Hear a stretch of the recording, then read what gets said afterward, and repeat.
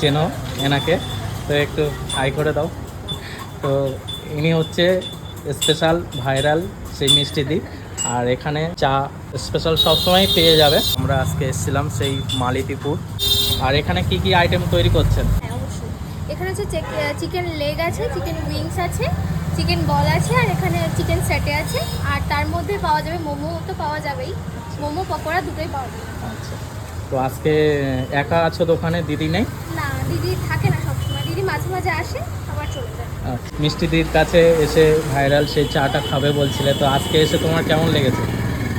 ভালো লেগেছে। তো গাইস, আমরা আজকে এসেছিলাম, তো এখান থেকে 3টে চা নিয়েছি। এই যে রিয়ান বাবু, তো মিষ্টিদির ভিডিও দেখো, তো আজকে তুমি মিষ্টিদির এখানে এসে কি খাবে বলবে?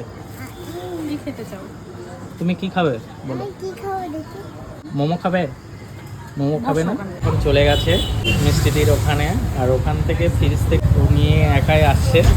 তো এখানে কি নিয়ে এসছো? এখানে 3টে আমরা স্পেশাল চা নিয়েছি। তোমাদেরকে মিষ্টিদির দোকানের অ্যাড্রেসটা বলে দিচ্ছি। আমার এই ডান হাতে চলে গেছে মালিতিপুর স্টেশন। মালিতিপুর স্টেশন থেকে আর এই মিষ্টিদির এই চায়ের দোকানে আসতে গেলে 2 থেকে 3 মিনিট লাগবে। আর এটা হচ্ছে গোপালপুরের রাস্তা, আমার বাম সাইডে।